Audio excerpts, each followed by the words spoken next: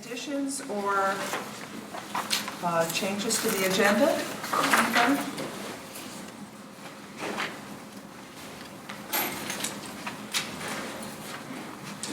If not, do I have a motion to approve as written? Okay. I second. Okay, Karen, Arlene? Yeah, speak up loudly, Stephanie's way in the back today. She could move on. But anyway, okay, thank you. Any objections? All right, so public comment. Do we have any public comment this evening? Okay, we'll have another chance at the end of the meeting. And the treasurer's report and, the minutes, I'm sorry. So the minutes of our August meeting, do we have any corrections, any changes to those? We did have a suggestion online about the discussion around the foundation presentation and asking employees to participate in donations, but making it clear that it is optional, it's not obligatory, and that's a very valid point. I was reminded that we use Robert's rules for the minutes and it's action items only, but not what people say. But the point was well taken, I think, from the foundation, and Scott and I, as members of the foundation, will carry that forward. Any other changes to the minutes as written? Now, do I have a motion to approve? I'll make a motion. Okay, Allison? I'll second. And Brenda, second. Any discussion? All in favor? Aye. Opposed? Abstained? Motion carries. Okay, now we're on to the treasurer's report and the check register. Any questions about the check register?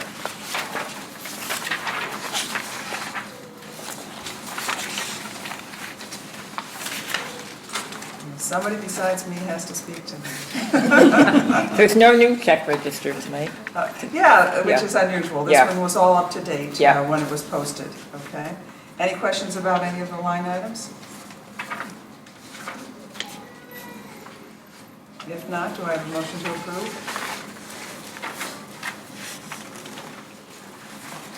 I'll make a motion. Okay, Arlene first, second. I'll second. Okay, Karen, any discussion? Okay, all in favor? Aye. Aye. Opposed? Abstained? Okay, the motion carries. Treasurer's report. I just wanted to make sure that the board saw in the finance report that the New York State retirement forecast came in. And it's really great news because normally, 2 years ago, it was over 500,000, and now it's down to, so we got the newest estimate is 414,000, so it's going to save us over $100,000 this year. It's real money. It's really good news. Good, okay. Any other questions or comments on the treasurer's report?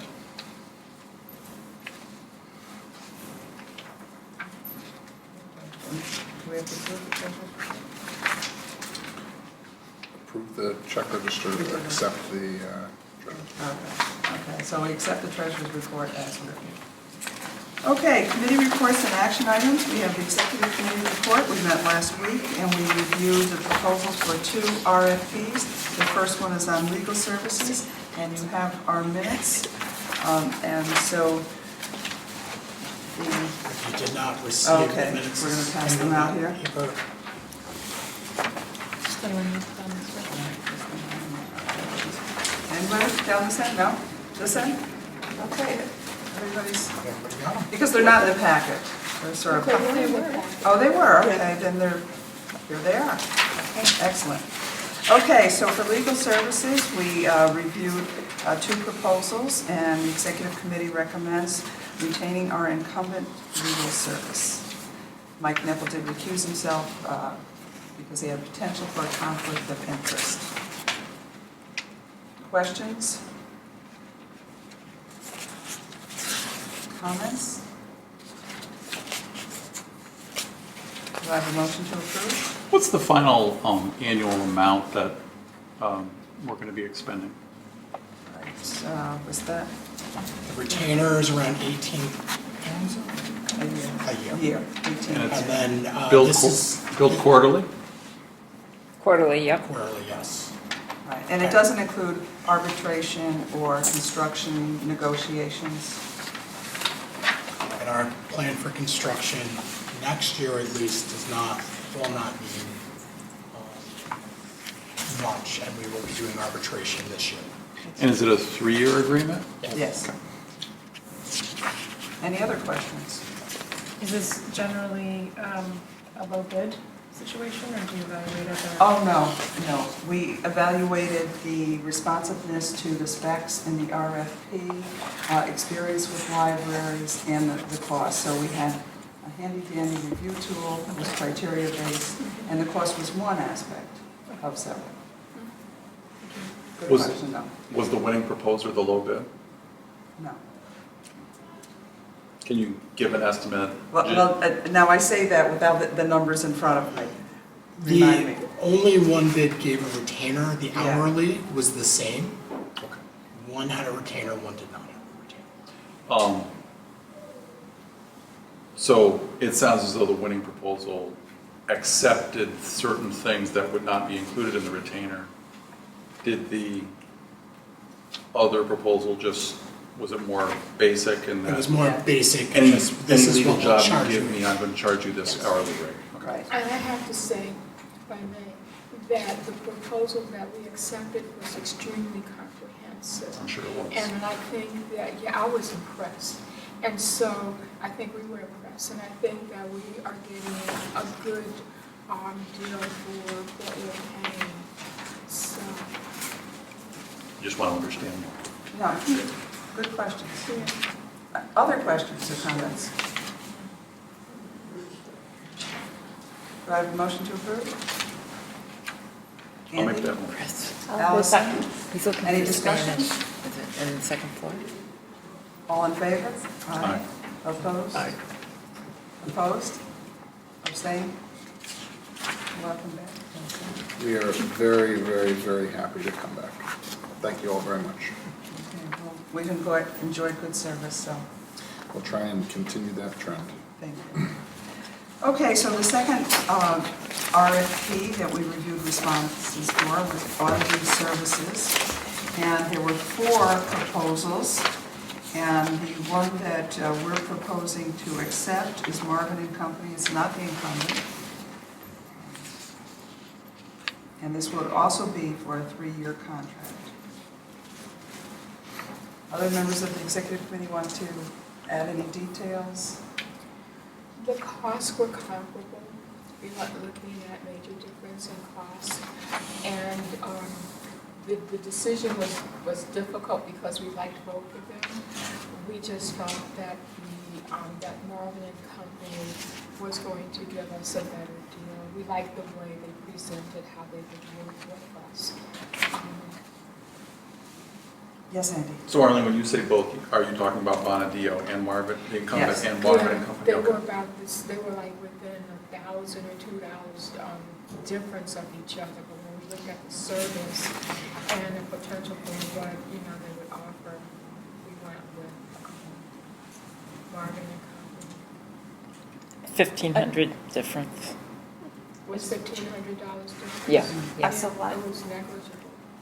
I wanted to add the comment that Scott brought up, that when you change administrations, you also should make changes to make sure that the finances are all being taken care of correctly. So that was a big push. that Fresh maybe eyes. when- We when value somebody else fresh look at it. eyes. They also have a significant amount of experience with nonprofits and also library and library districts. Other questions or comments? Were there any elements of the request for proposals that discussed any of the work that gets done by the foundation and whether it would take any of that on? Or? The foundation currently has gone through an audit, or is going through an audit, and has its own audit. Great. So that's not planned for any of the 3 years in the future. And what was the final price? Like, I'm not sure how the pricing is structured. The so- final price for Marvin was $52,500 and the final price for Bonadio is $54,000. And that's an annual charge? Yeah, they have, yes, that's over 3 years. Yeah. So no, that's Bonadio, year one the was life of the 17. contract. Yeah, they were within $500 So- It's $1,500. Bonadio started out at 17.5, 18, 18.5. Marvin, 17, 17.5, 18 per year. So they capped it per year. Both of them did, Okay. yeah.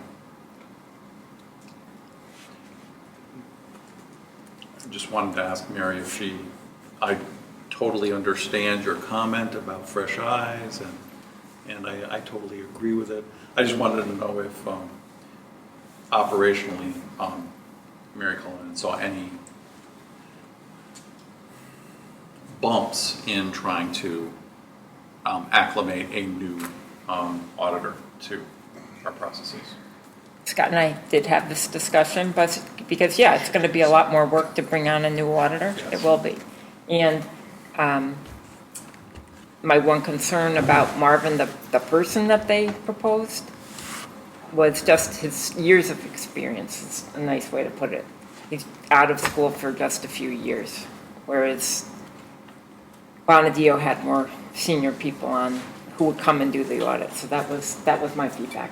But Marvin and company did have a very well laid out plan for that transition and talked about working with, with the past financial audits to make sure that the transition was smooth.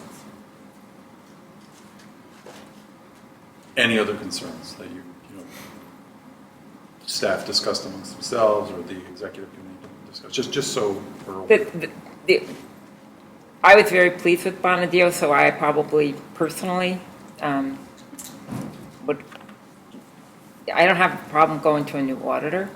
My only concern is how it will be, I guess, a transition, time-consuming, because in terms of just bringing somebody newer up to speed about the library, but that's a learning curve if we change to anyone. Absolutely. Other questions or comments? Do I have a motion? Okay, Karen moves to approve. Do I have a second? Arlene, any discussion? All in favor? Aye. Opposed? Abstained? Motion carries. Okay, that brings us to, what is this? That's the resolution, so we'll do that at the end of this resolution. Oh, okay, thank you. Okay, so we have a guest presenter. Financial advisor. Oh, thank you. Okay, sorry. So the financial advisor selection for the bond financing project? Yeah, I didn't get to submit them, so I made copies. They're being passed around. The finance committee met on September 6th. We took a look at two different RFPs, one from PFM and one from Fiscal Advisors. Their costs are quite different. I'm just going to bring it up right now. PFM is $45,000 and Fiscal Advisors is $29,500. But PFM is a larger national firm where Fiscal Advisors deals more with school districts. And we decided to go with PFM specifically because they have access to the underwriters. So when we go to sell our bond, we will be able to get, hopefully, better rates. Did I say that correctly? Yeah, I think we said that, and that it was largely because of the depth of the national firm and their experience, and their staffing would help lead us through this entire process, and that's what we were really looking for. So we're really looking for somebody to guide us through this process, and that the size of this deal is a lot larger than the size of the deal that the Fiscal Advisors usually had dealt with. Okay, Mary, so remind us about the return on investment for this. Well, the $45,000, whatever the price of the FA is going to be included in the structure of the bond cost. So when we go to sell the bonds, the difference between $29,000 and $40,000, it's negligible when you go for a $20 million bond deal. but the guidance of a larger firm getting us with those bond underwriters to sell our bonds at the best possible return, that's the most important thing for the library. Right. And so what can we project annually? Well, they have, I didn't bring that with me, Mary Ellen. Probably annually, we're probably going to save in the range of $100,000 plus per year. I mean, well over 100,000. Right, so this could pay for itself in 6 months, Yeah, it could. if we're successful. Right. Well, and it's probably going to be more than $100,000 per year. It's just the timing as to when we finally do, the date that we sell the bonds, and then, if the interest rates go up or not. But even if they go up, they're not going to go up that much in the next couple months. So our goal by doing this is that once the board approves, then tomorrow I get on the phone and call, and then we, start this ball rolling. Okay. Other questions for Mary and the Finance Committee? Allison? Comments? I just wanted to make a statement that, there was a clear distinction between the two in that one had underwriters on staff and one would have had to obtained underwriters. And fiscal advisors was the one that would have had to obtain underwriters. And we saw that as in discussion at the Finance Committee meeting as a large advantage to the winning proposer. That's right. PFM. And also that PFM would walk us through this process much more. Right. And it's a process we haven't gone through, so we really need that. Some handhold. We need Yes. handholding. Yep. Okay, do I have a motion? Or Andy, did you have? Well, something? and both of them recommended using the dormitory authority to Right, issue the yeah. bonds. Okay, Yeah. so there was Yep. a lot of consistency Yeah, between there the was two, but also consistency. some clear distinctions Yep. between the two. Do I have a motion? I'll make the motion. Okay, Andy, I'll second. Allison second. Any discussion? All in favor? Aye. Opposed? Abstained? Okay, the motion carries. Thank you very much. Okay, now I can introduce our guests. Yeah, I was just waiting to get you up here in a big hurry. So, maybe not all of you know Tim Burke. Yeah, he's the director of Upper Hudson Library System, and we welcome him here to our board meeting. Thanks. I'm here to talk about the Central Library Plan of Service. I think everybody got a copy of this in the packet. I do have some packets and paper if somebody wants to look at it in hand. Whether you can put my hand. Thank you, sir. So indulge me with a little bit of history. 50 plus years ago, New York State organized its library infrastructure, created public library systems, 23 of them across the state. Each public library system has a designated central library. In just about every instance, it's the largest, physically largest library in the system. There are some instances with co-central libraries. It can be, because this is New York State, it can be rather complicated and inconsistent.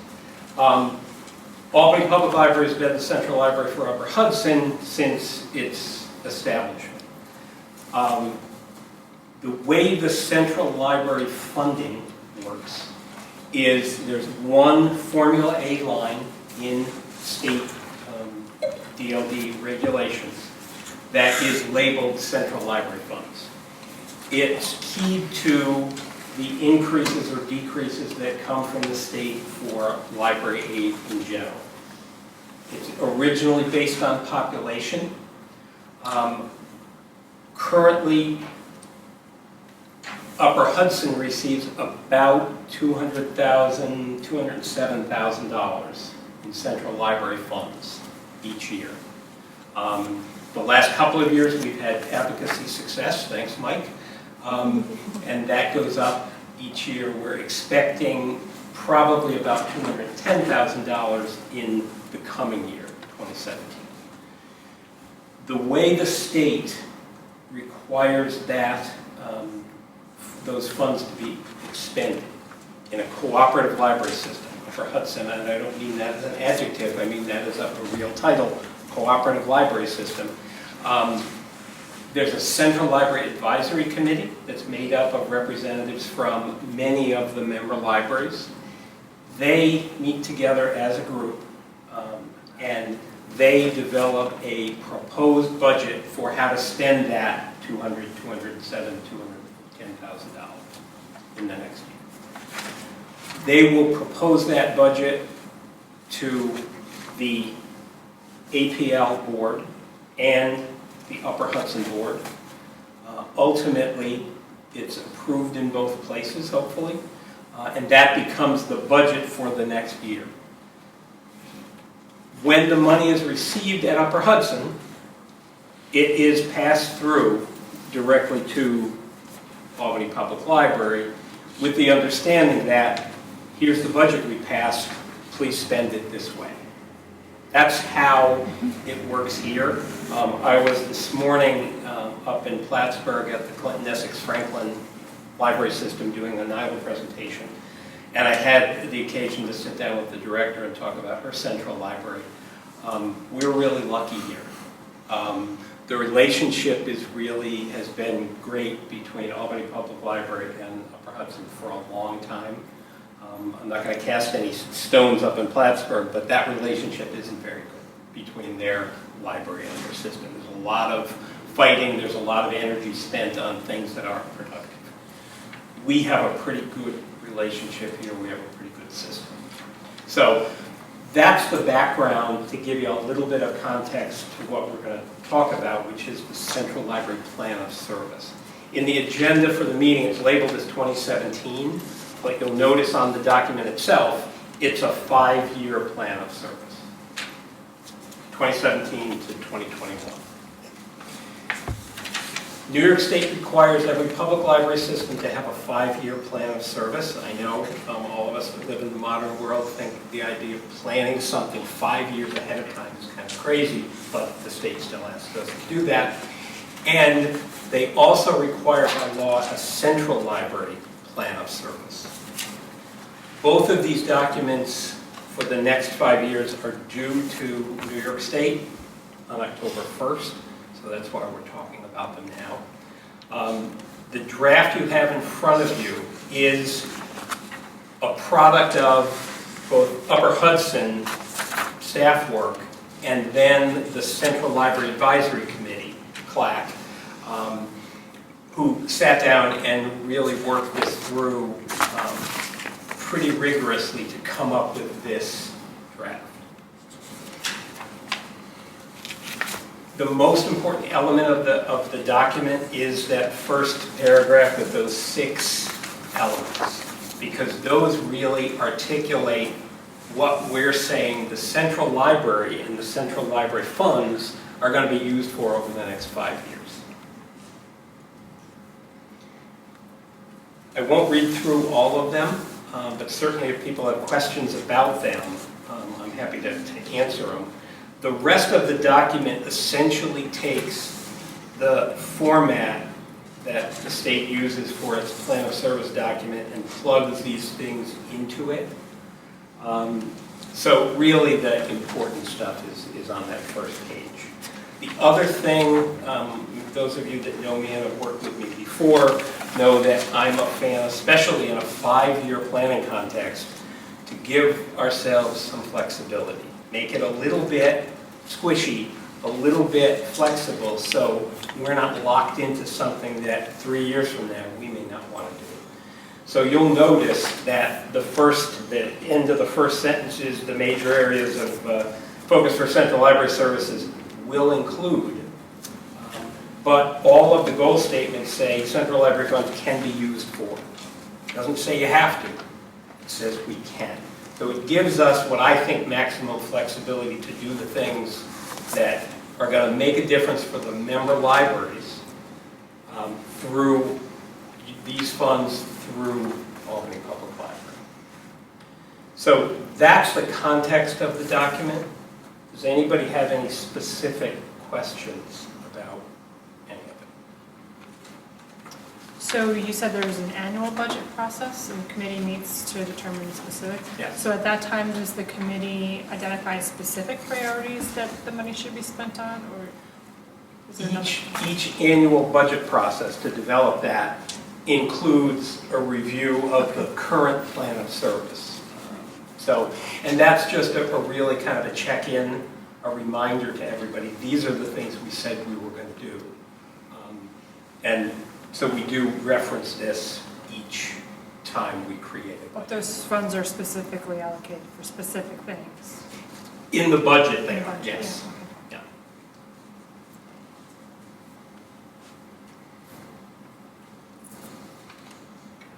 Yeah. Questions, comments?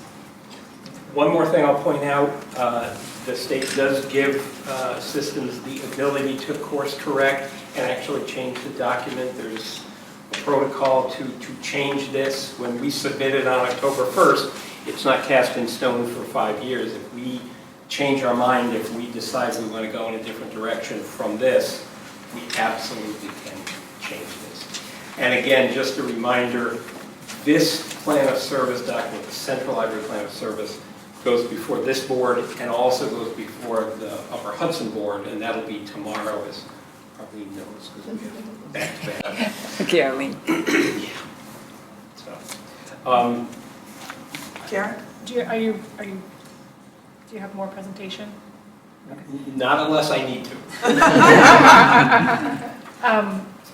Is this different than in the past? Has anything changed? The format looks very much the same. We do.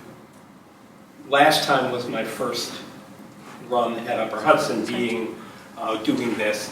So I took the old one and kind of threw it out and created this format to create these, here's the principles, and then plug them into the state language. So it looks very much like the last one.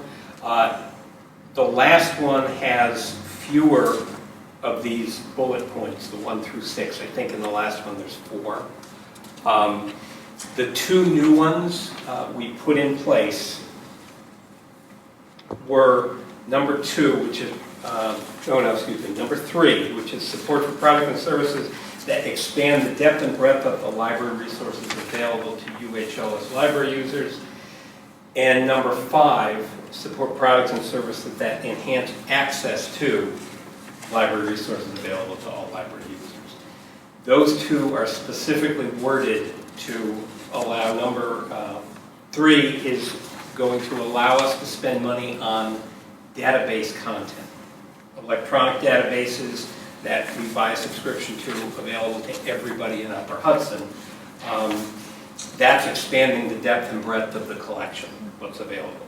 Number 5 is specifically written to cover a mobile app for the library catalog.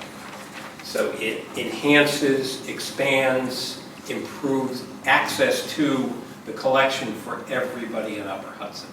APL has been fortunate enough to have its own app for a while now, but the rest of the libraries don't have that, and this would give us the ability to, in the budget, include that and hand that to APL and say, here's what we want to spend it Thank you. I have a question, Scott.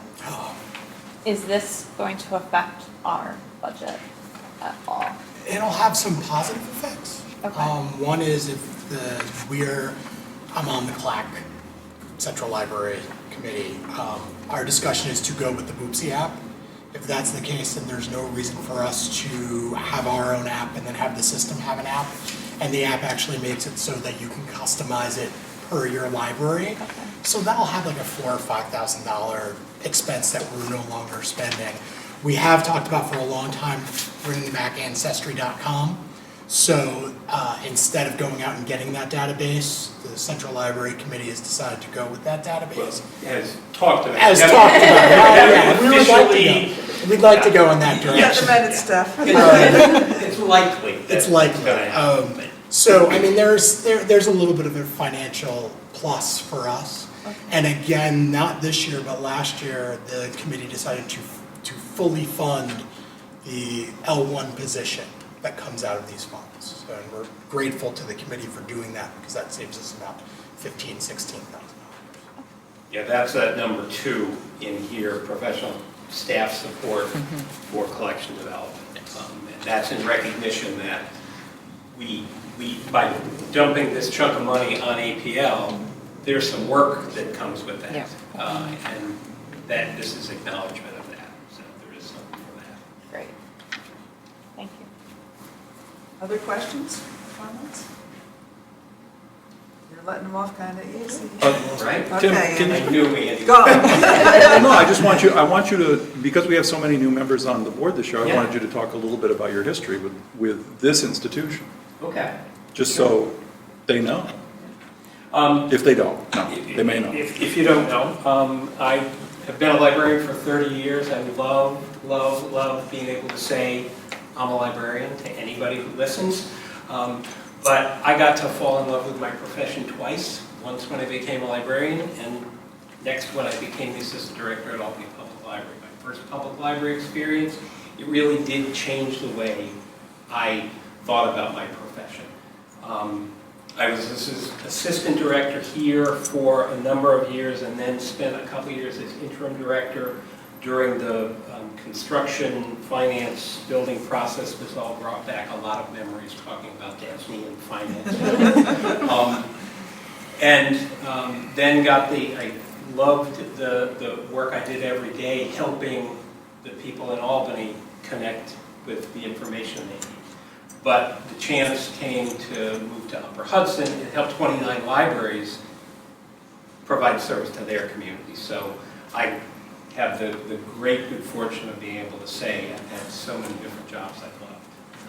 So that's my history with the organization. I mean, Scott and I worked together for a long time. We've worked with a lot of people, Bob as well. And I know that the decision's already made. The paper hasn't been signed, but good decision. They're the best in the state. They're the best there are. So that's my history. So those couple of And we go to Upper Hudson for the construction grant every year. Right, and that's another thing we'll be talking about Right. next. Right. At our meeting. So what I'd like to ask is if somebody on the board would make a motion to approve the draft of the Central Library Plan of Service as it's written. And if that gets passed, then we'll change that last page and say on this date it was passed, and then I get to have this conversation with the Upper Hudson Board tomorrow. I'll make a motion. Okay. I second. Okay. Thank you. Any discussion? All in favor? Aye. Opposed? Abstained? Thank you very much. Thank you, guys. Good to have you here. Appreciate it. And I'm going to stay for a little while. Good, good. Okay, director's report.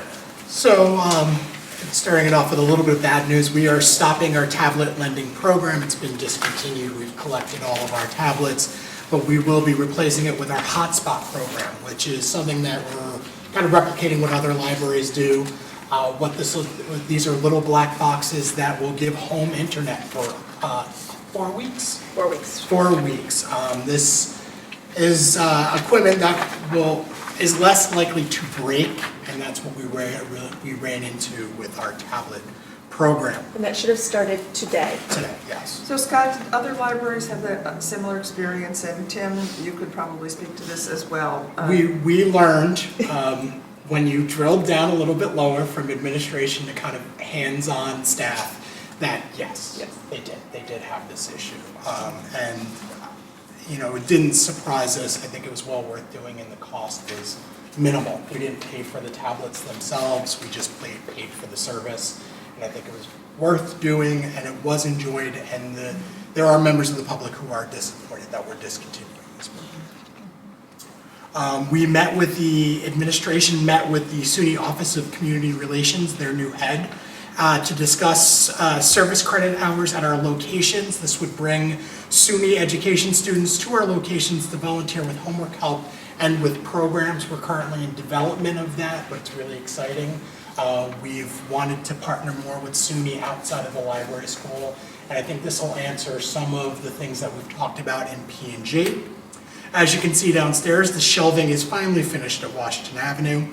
We were able to create enough shelving so that there actually can be a little bit of growth to the collection, which was a concern. All the ranges are spaced in a way that the library is ADA compliant, which was something that the public started to notice after a while, and they were very happy that the shelves were moved the way they were. Arbor Hill staff have been out in the community.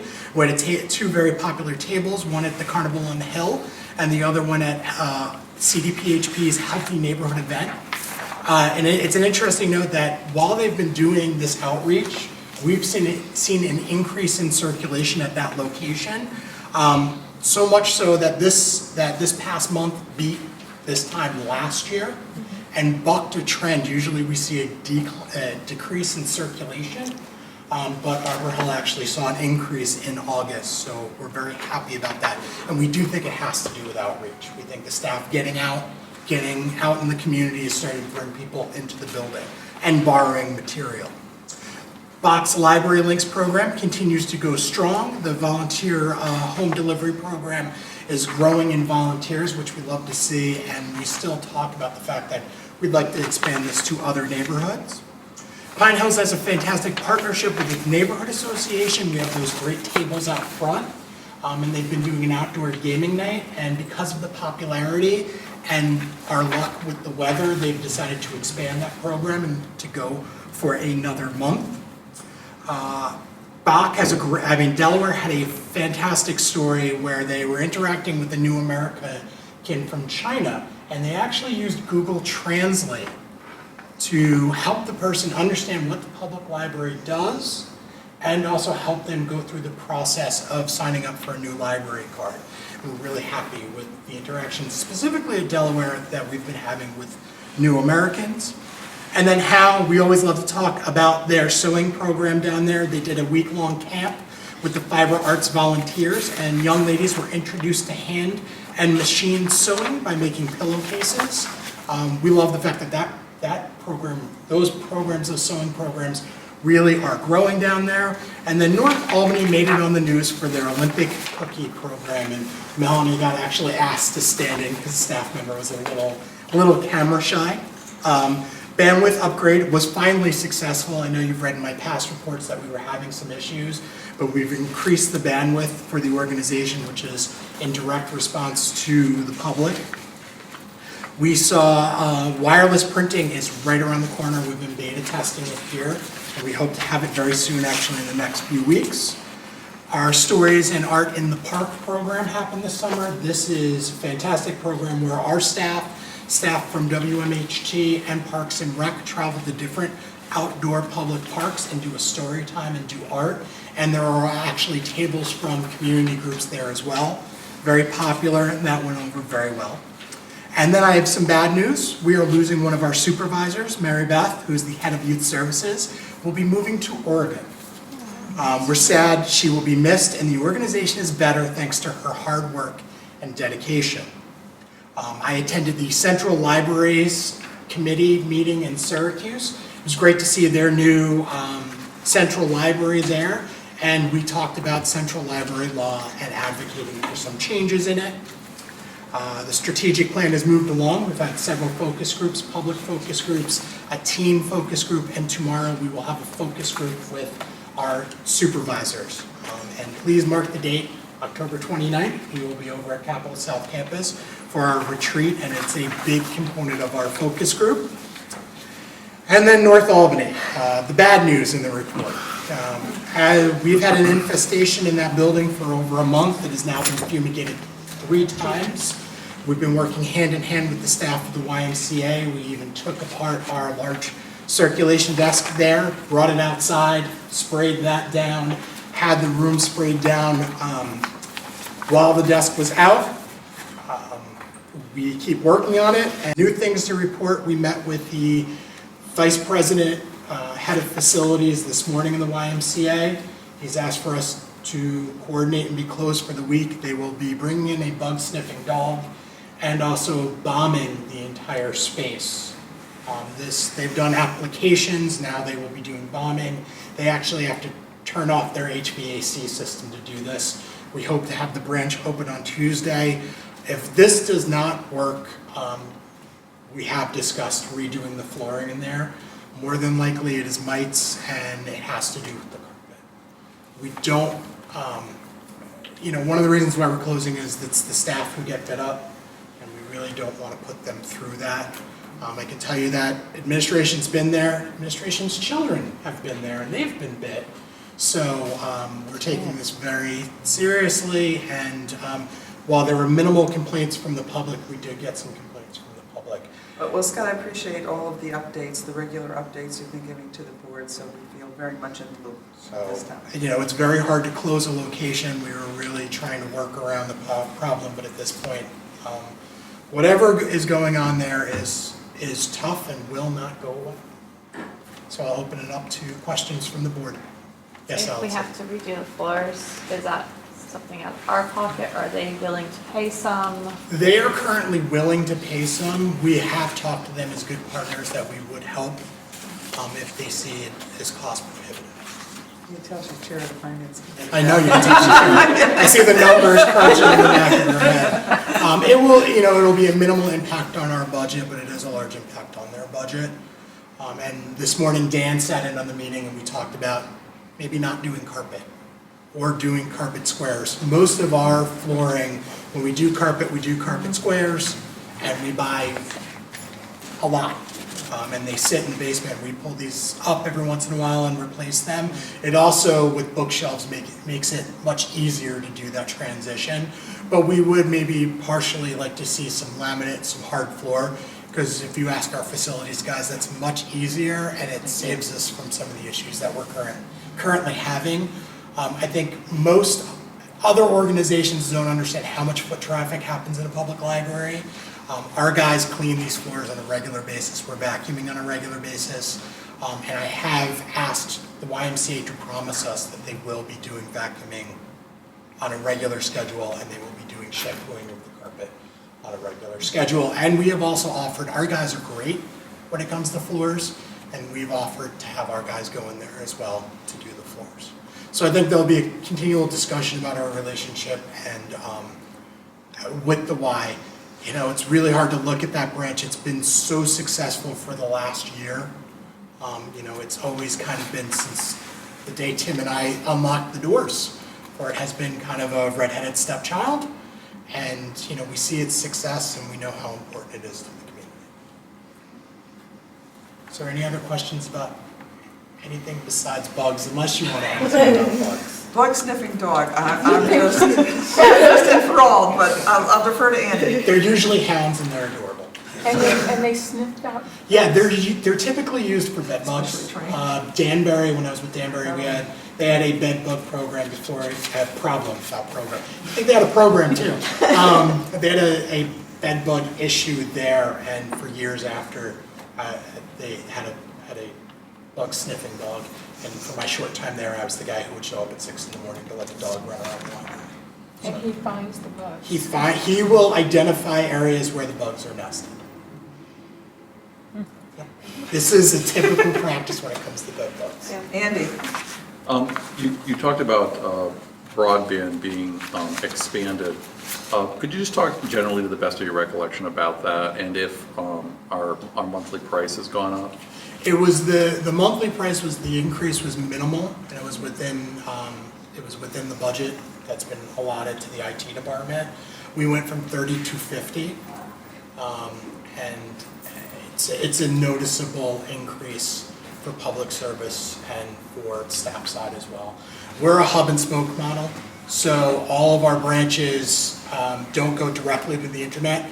They come back to and then we're the gateway. So this is really where we expanded that pipeline, because we saw a decrease in speed after the branches hit this location. And we have a lot of communication. We have software like the SAM software that's done by Comprise. So there's a lot of internal communication just for that computer to get on the internet. Yeah, you don't need to be super specific if you can't recollect, but about how much more per month do you think? I think it was, I may be wrong, so don't quote me on this, it was about $1,500 per site per month. Well, the provider is First Light Fiber, right? Yes, and we have a 3-year contract with them. All right. And we have been in discussion, our new head of IT and I have talked about how we will be looking for a better price when that contract is up. Okay. Other questions, comments for Scott? Yes, Andy? I'm a little confused by the report, your page 6, you talk about community engagement under the volunteers down at the bottom.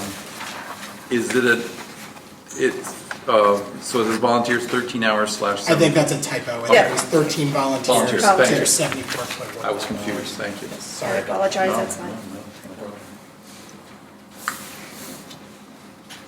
And next month, we should start having year-to-date change, because that's when we started, September of last year was when we started keeping these numbers. Thank you. So under finance, on page 7, it says develop first pass of the 5-year plan, financial plan, I assume, and then is that related to the strategic plan? Is it on the same planning schedule or completely unrelated? It goes hand in hand with the strategic plan, but the finance committee will review the 5-year plan, the first pass of the 5-year plan in another meeting that we have scheduled. And then either in the October, once we go through that meeting, sometimes they send me back and we do more work on it, or sometimes we're ready to, but we will present it to the entire board either in the October or the November meeting. And you're sure they're mites and not bed bugs? No, because I'm not an insect expert. However, That's the dog. the day it happened, Mites are I made a few phone calls to directors that are friends of mine who have had bed bug issues. They kind of gave us a guideline, and we checked the books. You checked the binding of the books. Bed bugs are actually noticeable. Okay. You can see them; they're large. The two companies that the YMCA has used to come in has laid down traps and not caught bed bugs in the traps. Okay. But I think the backup is the dog. So, yes. Hopefully we will never have to use the dog in one of our facilities. We have continually stopped delivery from that branch to other branches, because that's another thing that's important to do when you have a bed bug infestation. So we kind of followed, there was probably about 3 years ago, this was a big topic in the library community. It happened in New York Public, and once something happens in New York Public, it's in the news. So there was a lot of workshops about, I think, 2 or 3 years ago about bed bugs. I attended one. So they're noticeable. They don't hide very well.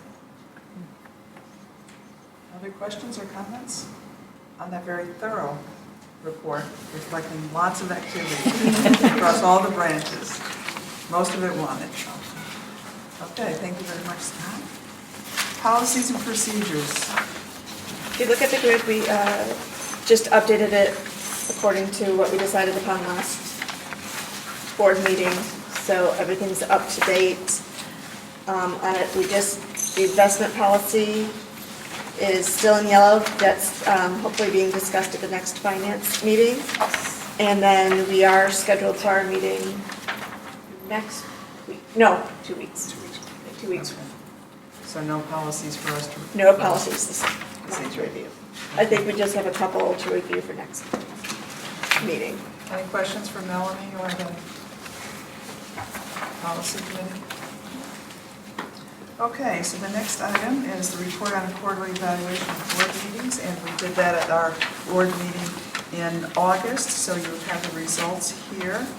And so one thing we did make a change for this meeting, and meetings going forward based on your comments, were to align the action items with the committee reports rather than putting them under new business, so that we could have one discussion for each of those items, an integrated discussion. So that was a good suggestion, and we've made that change. Let's see. We're going to work hard on explaining acronyms and processes. And just call us out on it if we don't, because sometimes when you speak in acronyms, you don't even know you're doing it, right? And Alyssa volunteered to bring water, but she was unable to join us. So we're all thirsty, right? That's funny. Okay, questions or comments about our quarterly evaluation? Appreciate everyone's input. Okay, under new business, the 2017 budget tax cap override rescindment.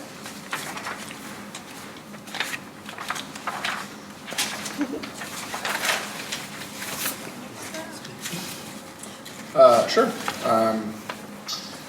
So everyone remembers in May of each year that when we pass the budget, I implore you to pass a resolution overriding your tax cap, not because you have regularly actually collected taxes in excess of your tax cap levy limit, but because calculations are done off-cycle with your budget planning process. And so there is a possibility that by the time the calculations can actually be done, you will have authorized the voters will have authorized you to collect more than the tax cap levy limit.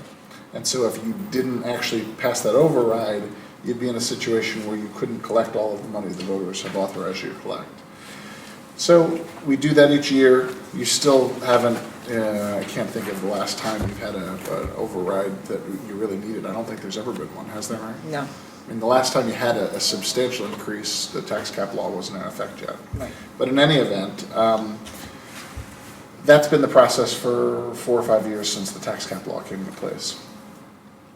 3 years ago, the governor came out with the tax freeze law, which was the general concept that if municipalities stayed within their limit in the first year, the state would pick up the actual increase in taxes and refund it to all of the taxpayers.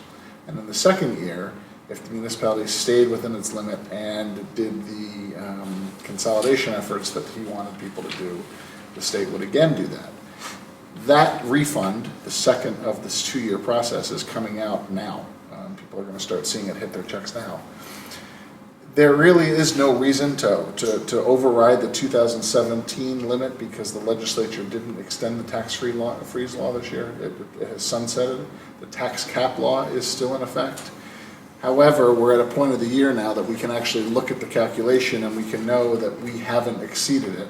And so there's been some discussion back and forth of do we or don't, rescind the override resolution that you passed last May. And I take it from staff that they've decided that they want you to consider doing that override. So I've provided you Yeah, there also is, I have to go on a website for the New York State Controller and I have to say if we have been within the limit and if we've rescinded it. So that's why I brought that up to Bob. Okay, so it's good news that we're in a position where we have to rescind it. Do I have a motion? Well, first, any questions? Yes, Andy. I'll let somebody else ask first. Thank you. Karen?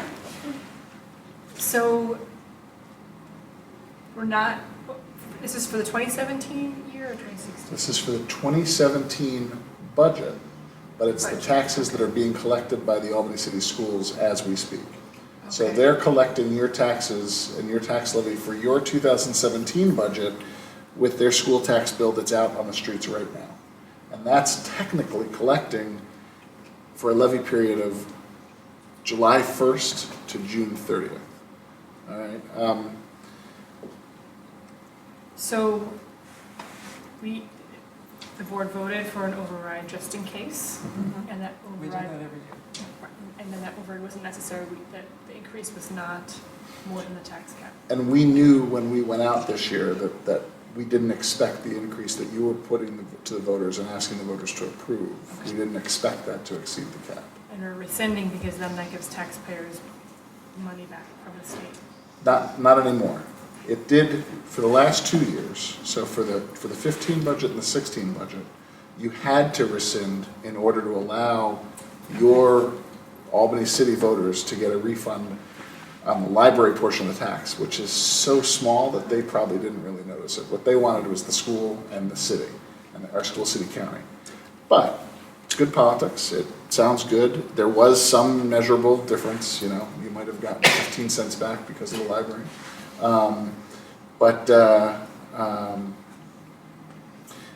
You know, you don't need it. It's clear now. Mary's been able to do the calculations based on the levy, and you know, you can rescind it at this point. It's not going to have the same bang for the buck that the last 2 years have had, but it's still worth doing if you're comfortable doing it. The need for the override has passed is really what it comes down to. Andy? I just want to say that this is like a wicked complicated concept, and we should come up with some kind of analogy that easily explains it, but I don't know, I wouldn't know how to start. But, you know, I mean, Bob, you're doing an excellent job. When you look at the tax cap calculation, it's so complex, right? That's number Yeah, one. there's like 8 different figures. Right, that but you then gotta the come up with. problem is that there's this multiplier for the tax cap that at the time that we do our budget in 2016 for 2017, it's not published yet.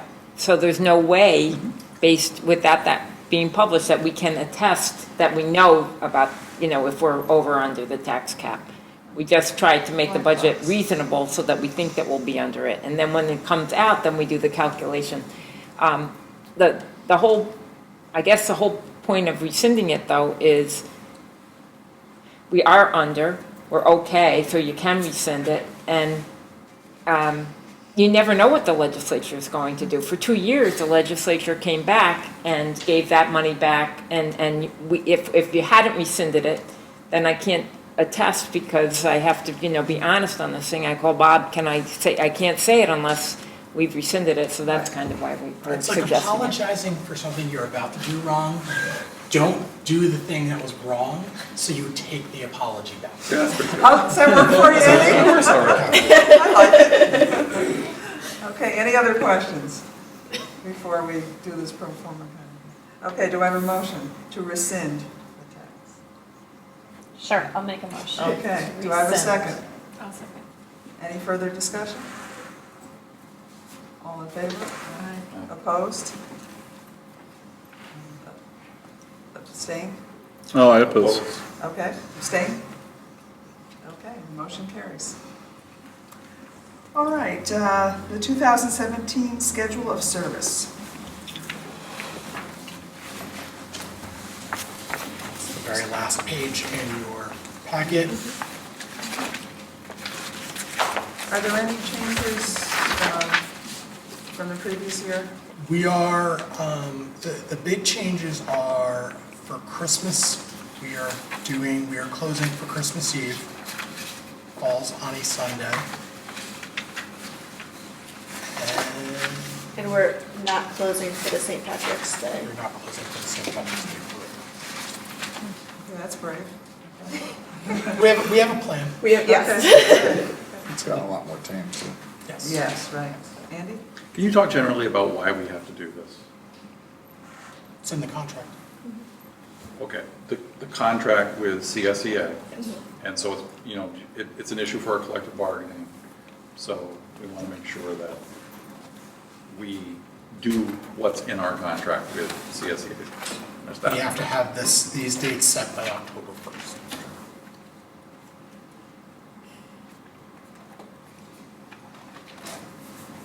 Any other questions? Yeah, Really? I just remembered one more thing that's changed. Yeah, I didn't understand this. Okay, so we have in the second section that the library is going to be closed on Thursday, November 23rd. And then we have that the library will close at 3 p.m. on Wednesday, November 23rd. That should be 22nd. The 22nd, We close, Good catch. that would be for on the eves, typically we close at 3 p.m. And the Summerfest, we normally closed all branches except for Washington Avenue and Delaware. And this time, we're closing, we'll have Pine Hills open as well. So we'll have one library per service area open the day of Summerfest. So that's the other change that was made. You know, that is from feedback from the public. They were interested in having another location, and since Pine Hills is kind of our second largest location and kind of on the other side of town, this kind of gives service to both sides of Albany. Is this for 17? Yes. I just have a question about, I know we opened the Bach Library because there was a need on Sundays. I just wondered if we had any feedback about closing it during the summer, if people were It would be upset by that, or- fantastic for one of our locations to be open on a Sunday.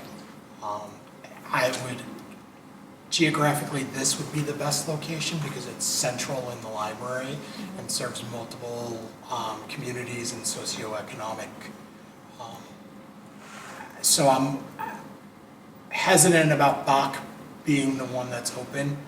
However, Bach is easier to run. It takes about 3 staff members to run it on a Sunday. I think it would be great for the board to continue to have that conversation, and Mary and I can run the numbers of what the cost would be to either leave this have this location stay open on Sundays in the summer, have Bach stay open, and we have discussed what's the economic input, what is the economic impact of having other branches open on Sundays in other service areas. I think this is a good topic for our strategic planning discussion. But I think you were asking, did you get feedback from Right, the I know people we- who had People recently wanted got us- used yes. to? Yeah, people having are open? used to it. People Since want we us started open on Sundays, and I'll be honest, we've gotten feedback from members of the community in Arbor Hill wishing that we were open Sundays there, and in the South End that we were open Sundays there. So, you know, the great thing about having a central location like this one is it's a little bit more equitable to everybody with the parking and the fact that it's so close to, and it will be even closer to the bus lines. So, you know, we have to kind of weigh what can we afford to do, and then what is kind of fair service to everybody in the city. I Because guess the I mean demand is there. Specifically in the summer, have you gotten any feedback in the Everybody summer? would like, you know, Oh, their okay. branch. Every community has expressed interest in having their branch open on a Sunday, and I would love to have 7-day service all year long. Yes. You called out that it takes about 3 staff to run Bach on a Sunday. How many for Washington Ave? If you count community engagement clerks, which we haven't been using on Sunday, it's 12 to 13. You know, I always joke this is the expensive old SUV. Costs a lot of money to take it to the beach. Nice analogy. Andy's happy. Well, you mentioned that you're not using them on Sunday. Yes? Yes, but right now we are not. In the summer. Just in the summer? No, Or year round. Year round? So how many is it then without them? It's one less person, so it's you're Okay. looking at, you know, it fluctuates compared when 12-ish. 12-ish Okay. to get this building up and running. And that's bare bones crew, which we're really trying to move away from doing. Mhm. Okay, any other questions or comments on the schedule of service? Yes, I would just make the comment that kind of in partnering with my vote in opposition to rescinding the tax cap, I think I would like the Finance Committee and the Board of Trustees generally to explore, maybe with some of the money saved from the bond refinancing, to explore 7-day service throughout the city in the upcoming year.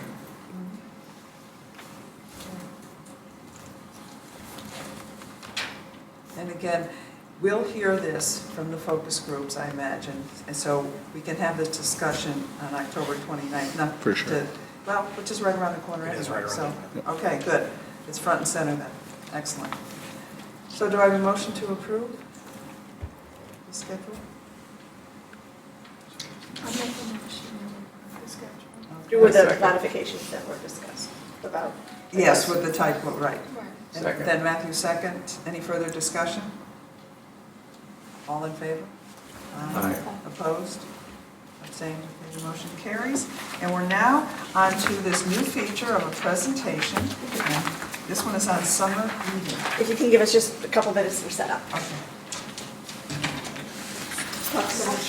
Yes.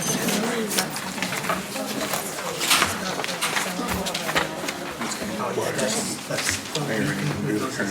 The problem is, yeah, I mean, so if you hire more people, then you get not only salary, but then you get New York State retirement, and some will have health care if they're full-time. And, Okay, it says- yeah, you get a savings, but you'd be exceeding the cap, tax We cap don't every year. We can run models. He has to just tell me how many people and how many are net new. And, yeah, I can run how much it will cost. But Okay, that winds all up, right. Good to see it you. costs a ton of money. Okay. I just, Something to observe. Yeah, even if we just did, I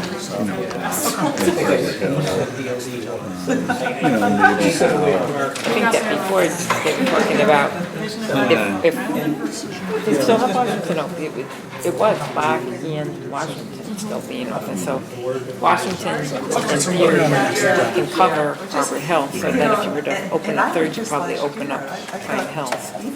But you can ask that to Scott. I mean, we can run whatever you want. And I'll, if you do Bach, you don't really need to do. well, if you do, they're just saying that Delaware is Bob. it's near enough. But the But so is Pine Hill. beauty of Bach is how small it is, so that then you don't need that many people to run it.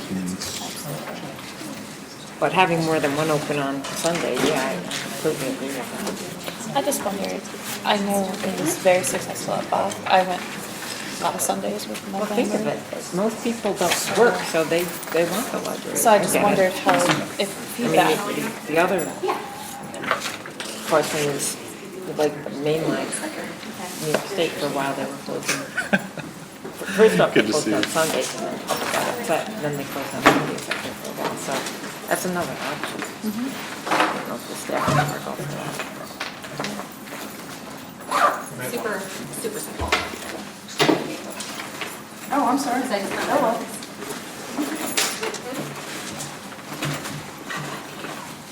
Can you make that full page? I can't get it. Am I in anybody's way?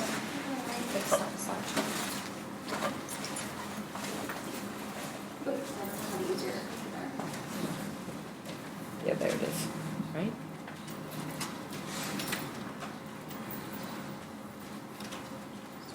So while she's doing that, I'm Stephanie Anderson. I'm one of the youth services librarians at this location. I was part of the committee of 5 that set up our summer reading program for this summer. There you go. So this is something simple. I just wanted to give you guys a breakdown. The arrows, okay. A breakdown of what we did. The handout that I gave you, the awesome chart of numbers, this is exactly what we have to report to Mary Fellows and Upper Hudson. So this is essentially what I gave her. And it includes, for the 8 weeks of programming, all of our children's and teens programs that happened at all locations. So for those 8 weeks, we had a record number of programs. We had 402 this summer. That's 8,000 people total. So if you want to look at it, that's about 1,000 people per week at each grade. Okay. And we had 956 students, or children, give or take, registered. Because of course, you got to leave out the ones where you can't read their whole name on their registration form. So of the data that we collected this summer, 956 children and teens. This is one of the first summers that we had streamlined in one location all of our registration information. The youth services staff at all locations agreed that we were going to use in our Google Drive a way to keep track of the children, what schools they went to, and each week we did activity sheets, and each week we had our wonderful, wonderful volunteers and library assistants enter in our records for us.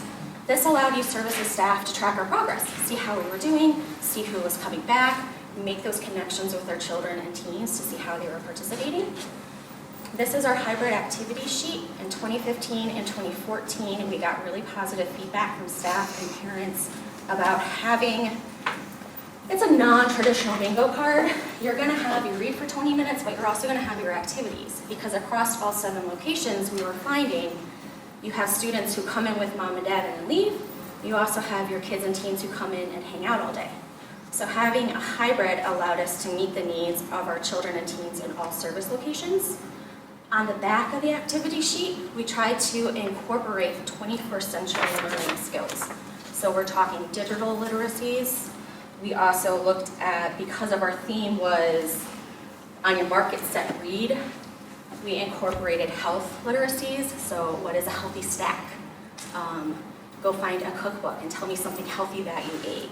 Those sorts of things. When we do our partnerships with the Honest Weight Food Co-op, every location had a healthy snack program this summer to tie it into something that kids could do while they were at the library, and then something that they could take away and do at home. I got some really cute recipes I have a stack of paperwork on my desk of kids turning in the work that they did this summer. I couldn't figure out a good way to put a collage together to sort of share that with you guys. Because they wrote stories, they drew pictures of their ideal parks, they got really into it. This is one of our winners here. I featured Amelia because every week with our activity sheets, we did weekly scavenger hunts, Mad Libs, and word puzzles. The scavenger hunts used our card catalogs.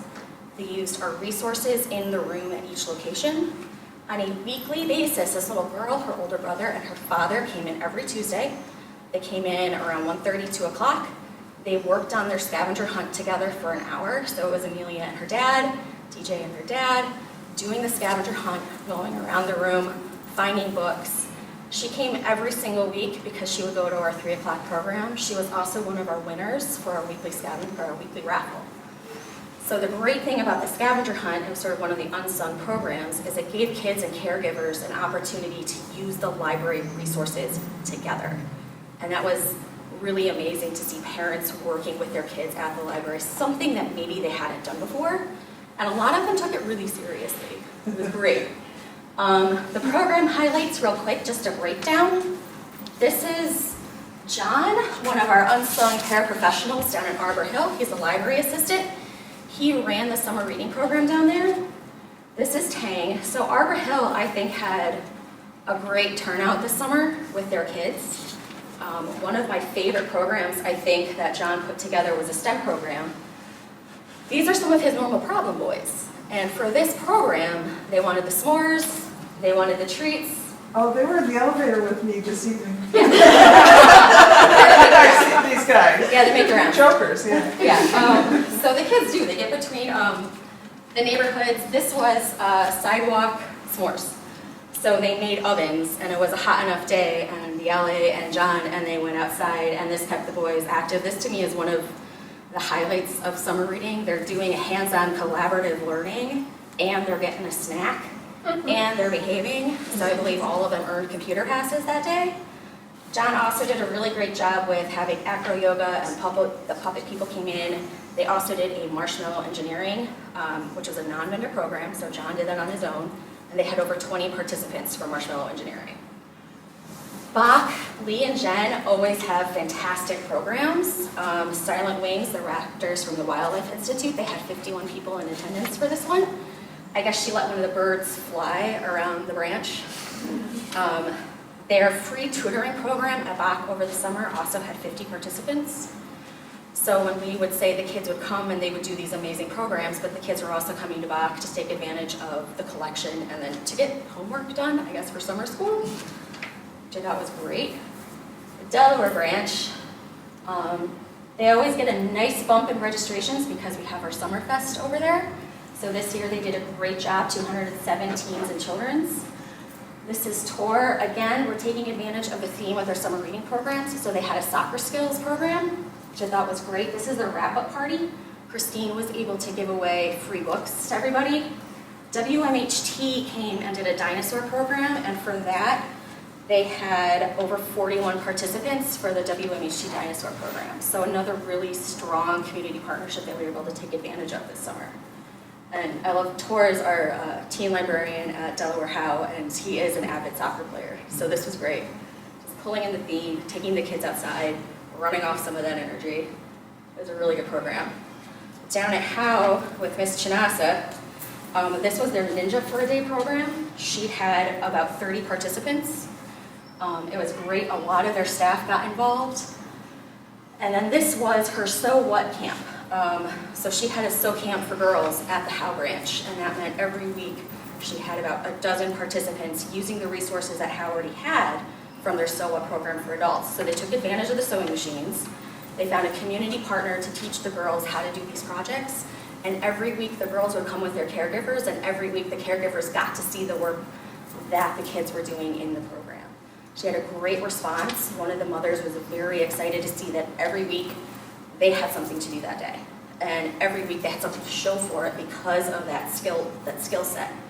And she's building on it this fall, having another beginner class and another intermediate class using the sewing machines for kids. Because it was so popular, they're able to continue it. North Albany. Lexi crushed it this summer. She had 119 registrants. If I had to say my most improved player was John down at Arbor Hill, I think my MVP for programming this year was North Albany. Lexi had something almost every single day for kids to do at that location. One of my favorites I think that she did was her edible Olympic rings, to tie in the theme of the Summer Olympics. She had 35 participants for that. They also have their weekly STEM program with Legos, that's been going strong.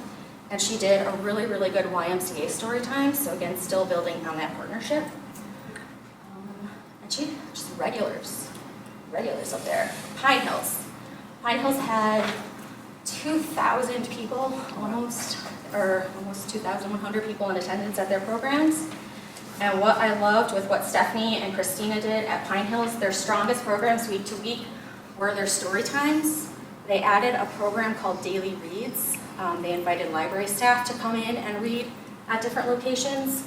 And on a daily basis, there were kids gathering for story times that made a big impact with the RISE camp that's across the street. Their kickoff party, they did it themselves. They had 65 people in attendance. They also had great turnouts, that's Stories in the Park. Their Stories in the Park, they had some of the bigger numbers. And then at Pine Hills outside, they would get kids outside to go do the story walk and give them something to do, again, keep them active and tied into the theme. Their popcorn tasting program also had 47 people, so that was a really popular one. And the teenagers, Stephanie was telling me, the teenagers have asked for the arts programs to continue. She had really well attended Make a Bobblehead, Art on a Park for Teens. The teens got a lot out of it. She'd have about a dozen at every program. And she's continuing that program into the fall because she got such a positive response. Here at Washington Avenue, I think we did a good job. This also included our beat bots and our coding numbers. We had a huge cupcake party for our kickoff. This was one of our stories in the park got rained out. So that's Pat, Vicky, and McDonald. They came here to do story time. And it was a big turnout in our new room. If everybody's had a chance to see it, it's really nice. So we were able to accommodate the rain date for our story time, not disrupt or have the chaos in the room disrupt our story time program. We also had on Monday nights, every other Monday night, we did a family program.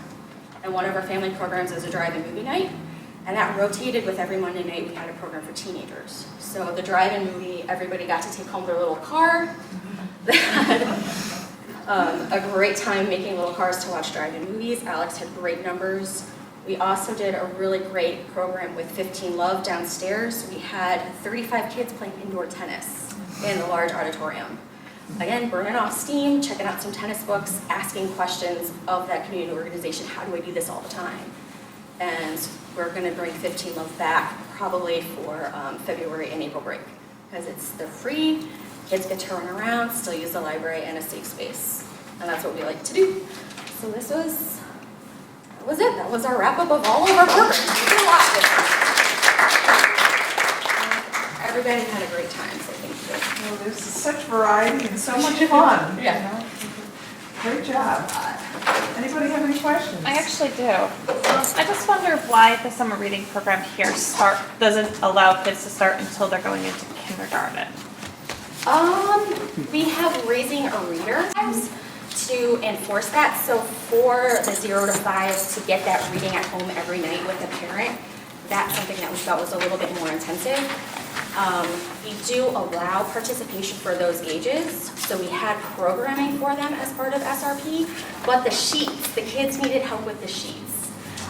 So that's why instead for the 0 to 5s, we really talked about Raising a Reader with parents and talked about read your 50 books, come back, get a book. It's an exciting program for you. It's not that we didn't allow it, it's just the ages. I'm just concerned because, I mean, once Raising a Reader is over, it's done.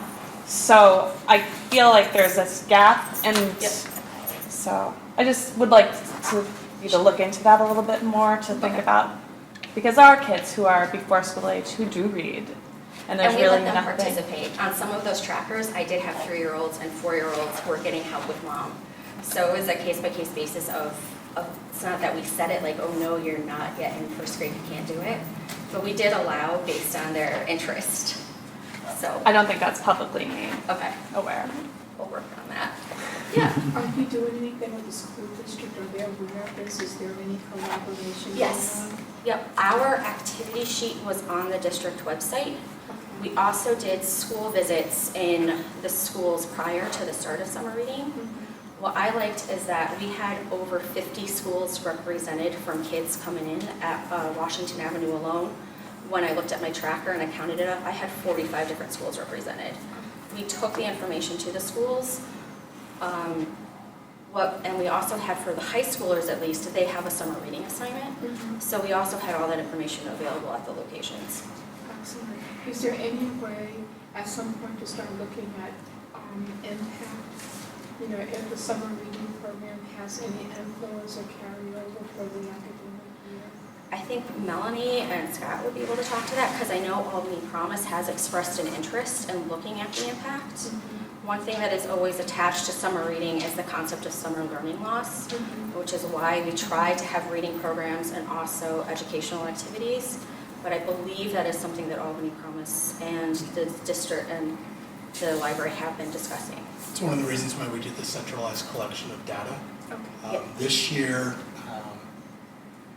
we made the decision, because we were so late in getting the ball running, to not do tracking, but we plan to do that next summer. Okay. And the Albany Promise is probably the best avenue to do it because they're the best bridge between us and the school.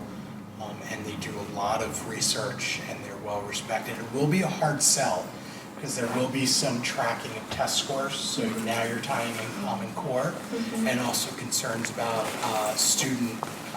identifying students and students with their rights. The Promise does a really good job of kind of being that firewall. But it will be something that we'll have to start educating parents about early. Was there a specific outreach made for summer reading for English as a new language for the kids who are English language learners? Yes, with the RISE program that is in Pine Hills, our librarian at that location did quite a bit with RISE. We also reached out to the Delaware Community School. The librarian at the Delaware branch, Christine, she did outreach with those programs as well. Because they have that second language program at Delaware. Yeah, they have the Yeah. Spanish immersion Yeah, program. It's a exactly. special program at that school. And a lot of the students who come here were with their parents who are actually coming to the English classes.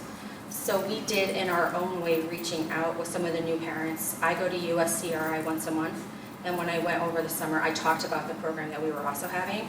So for our new immigrants and new community members, talking about opportunities for things for their children to do in the summer. So that outreach was included. And for the older English language learners who are still in the K through 12 environment, did you That would have circulate through the been- high school? Yeah. Or? Yep, we had librarians at Hackett, Myers, Albany High. We also did some outreach to several of the charters. And we sat in the library at Albany High and waived fines, talked to kids, talked about the program, and let them know they were going to have a homework assignment, let them know we were going to have the books here for their homework assignment. Some of them are only picking up their books this week.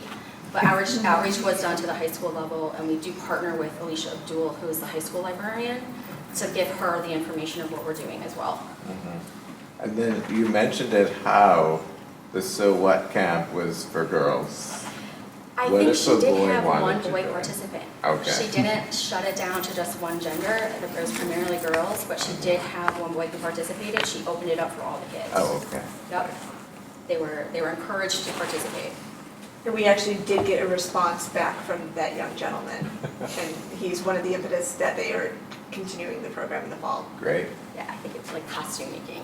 Can you briefly talk about RISE and what that is? Because I'm not terribly familiar with I it. forget the acronym, it's in Pine Hills, it's an organization for, It's Refugee Information Services Thank of the you. Mass. Yes. Mouse, I don't know how to say it. My good friend of mine is the president of the board of directors, Charlie Siegel. Are they the one that had the fire? Yes. Okay, Yeah. all right. So And- we yeah. can always have Charlie come and talk to us. They came once a week for a program at that location. They would come once a week for a story time. Stephanie did a great job partnering with them to keep those kids busy through the summer because they run a summer camp. Mhm. Thank you. You're doing great work. Thank you so much. Keep busy. I was just saying, I was listening to NPR last week, and they talked about a program in New York City about a woman who would read stories in Spanish to kids, and then that would get the kids to come to the library, and then as they got assimilated and they learned English, like they'd help them learn English too. So I don't know if we ever did anything We like that. tried that at Delaware. We Yeah. had Diane, who runs there's a Spanish Montessori, it's up in Pine Hills, and she would come for a evening story time dual language every other week, and it was last fall. Yeah. And Yes, well, it's just to cool. tack on to that, I think there's a sense that Trying. the idea for, I'm sorry, did I interrupt someone? No. The idea of teaching kids English will increase their English, and we want their home language to go away, which is not true. That's not what scholars want, and New York State no longer officially wants that either. So the goal is, when you increase home language literacy, you increase all types of literacy in every language.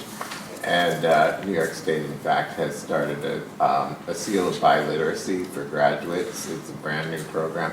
So we always want to think about home literacy. And with that in mind, I'm curious about what we do for the less common languages like Karen. Like, how do we do home literacy for Karen? We buy books in those languages for that population. Or like Afghani Farsi? Do we Yep, have? we do. At for this kids? location, we have books in languages other than Spanish. And it's tricky finding them through our providers that we do buy our materials through, but we have been building our Farsi collection because we've been seeing an increase coming in and asking for it. Mhm. And Delaware- Afghani Farsi isn't the same, you No. can't read it the And then we same you also- would Yes. Irani Farsi, they're like different. We have a seat at the table, and usually our outreach coordinator at the refugee Right. roundtable. Yeah. And we've used them as a resource along with the Delaware School and a few other organizations we've identified to help us do collection development. Okay.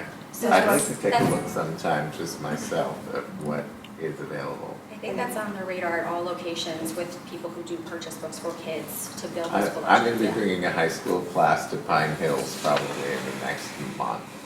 So I'd like to see what we could show them. So that's another discussion. And we are in the works, or hopefully in the works, where any day now we should hear if we got a grant, but we're working on a translation software that will work primarily with Korean, Farsi. There was 5 languages we identified that would be in need in this community. Is it Working with the. Lexikey? I'm No, sorry? it's not Lexikey, is it? Yes, it is. Okay. I know them. Okay, good. Okay, well, we've asked you Thank lots you. of tough questions, and you had an answer for every one of them. I'm so impressed. Thank you. Thank you very much. All right, so any public comments as we move towards adjournment? Hearing none. Any other business? Fuzz that stuff out. Motion to adjourn? Okay, second. All in favor? Okay, thank you very much.